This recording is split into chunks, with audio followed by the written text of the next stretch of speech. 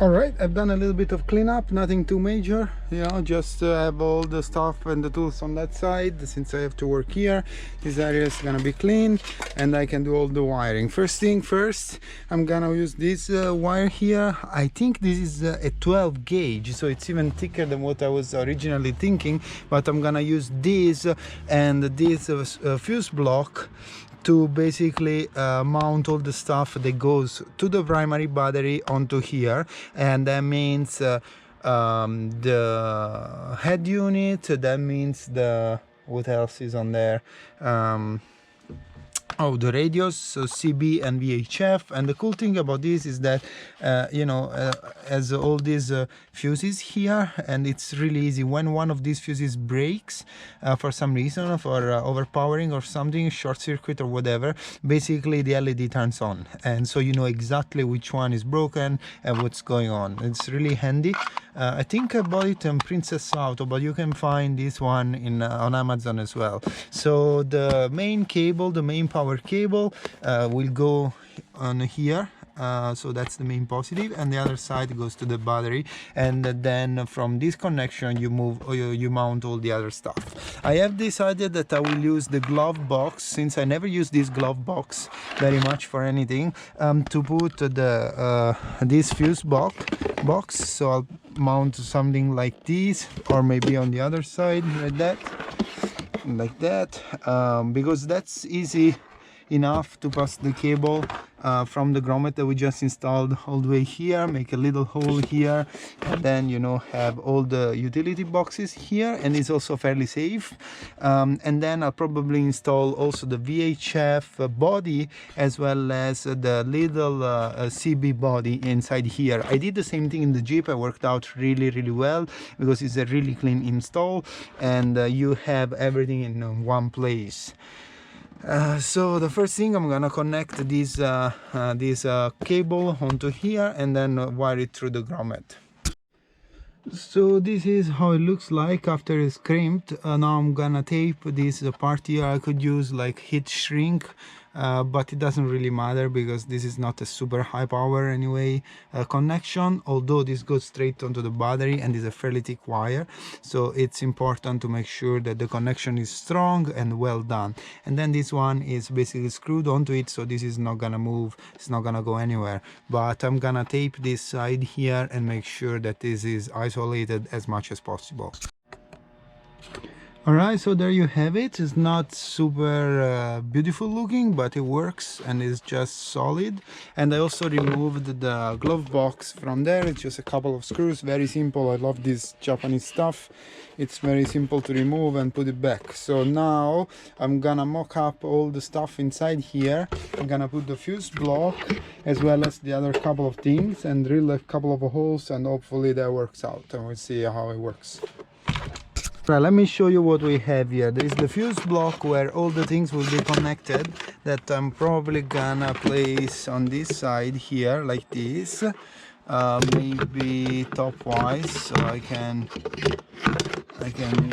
use the space from the inside of the tray.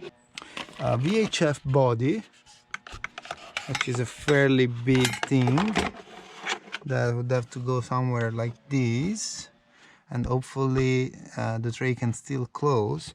And then there is the CB body, which is a tiny box, and this two connects to the actual transmitters and the head panel, but these are the main bodies. So the tray is big enough, so there is a good flow of air, I think, and it's not gonna create any overheating, but it seems a little tiny in terms of depth compared, for example, to the Jeep. Now we don't want to make holes in the front, we want to make holes in the back, so all these things will have to connect on this side, which limits quite a bit our positioning and our space as well. So assuming we can put this, for example, this way, and then we can put this one some other way, maybe like this, and And I mean, that's not really important because this thing is so tiny and we have so much space in the bottom that I can find another way of doing that, but it's just so that we can have everything clean. So we can put this one in there like this, and then the fuse block could go somehow like this. So I think a situation like this could work just fine, and this leaves a fair amount of space and is nice and clean and organized. So we have the VHF, we have the main fuse block for the primary battery, and then we have the little CB box there. I think that will work fine, and I'm just gonna screw everything in and see how that works. Alright, so this is how it's worked out. This is all screwed in now, nothing moves, everything is solid, and I've also made a hole at the bottom of the drawer here so that I can pass all the antenna cables, and everything is big enough. I don't need to put any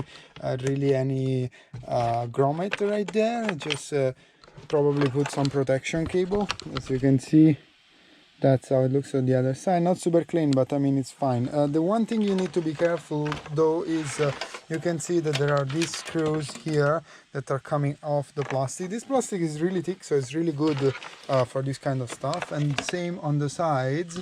In your application, sometimes maybe that the drawer doesn't have enough space on the sides and the screws are actually hitting something, or maybe that the screws in the back can hit something inside the actual space here, and you need to double check and verify that because you don't really want to short anything out. So I think I do have enough space because this thing goes like this way, so it's not going all the way through, but once I put it back on, I'm gonna push it as hard as I can inside and make sure that nothing is touched there. If it touches, then you either take shorter screws, because effectively you don't really need such big screws. I just use the ones that came out with the VHF, or you can simply cut them with you know, like a simple saw or a Dremel or something.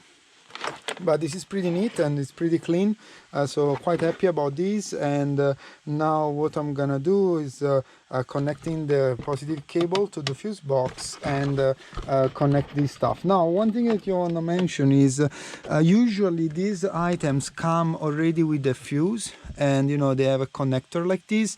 In this application here, I could just, you know, remove these and connect the item directly to this fuse box. The problem with this is that you're gonna ruin the cabling, and maybe if you want to sell the unit afterwards, you know, you don't have original wiring anymore, and somebody can not like that. For the Cobra radio is the same thing.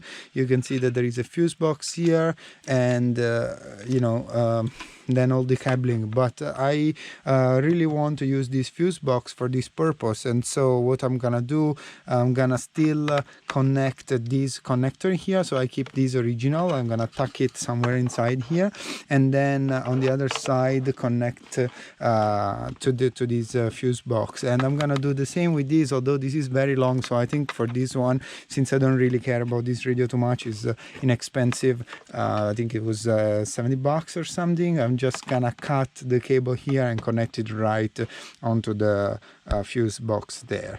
Once this is done, I think I can close this drawer. I'm gonna tackle the antenna cables in here for now, because I have no idea where to put the antennas right now. In theory, I can put the antennas on the top, on the roof rack, but I don't have the roof rack yet, and so I am not convinced how I'm gonna deal with this. I do have a VHF antenna and a CB antenna, so it's two antennas, and that is not exactly straightforward to install, because I have to figure out how to go into the ceiling and where to pass the cables through. In the last build, I passed the cables through the back. I'll show you where. I passed the cables through this grommet here. You can see it's thick enough to stick the antenna cable, but I'm not sure that I can put two of them in there. And there is another one on that side too. I'm not sure this is something I can use, but anyway, this is good because then this one goes right inside here and is easily connectable all the way to the other side of the van. But this has to wait because I have no idea right now exactly how to do it. So I want to finish up the front first, and once that's done, then we can get the antenna. Anyway, it's really simple to connect the cables. I could also possibly put the antennas in the front. I would have to find a way of attaching it here on the side here without hitting the side of the hood, or maybe put a bracket here. I mean, there are quite a few different solutions for the antennas, but since this is a van and it's fairly tall, it's always better to have the antenna at the highest point. You want to cover the ceiling of the van, the roof of the van. In terms of height, so I don't know, we'll see later. For now I'm just gonna deal with this stuff. Alright, let me give you a little update here. I've cleaned up the cabling inside the glove box, and I'm adding all the things that I need to pass the cable for. Let me show you here. So this is how the cable box looks like so far. You can see there is a couple of things attached to the fuse box already, which are the two radios. I also made this connection here for a USB female cable that will go on the top of the dash. On the top of the dash, sorry, there is the sun right there. It's gonna go the VHF radio, so there is the cable passed through for that, as well as the USB and the speaker as well. The speaker, I think the speaker cable, I might pass it through the side instead of the center, but I'm not sure yet. I need two speakers anyway, and I only have one, so I will have to buy that one this week. One for the CB and one VHF. And yeah, as you can see, I passed the cables here.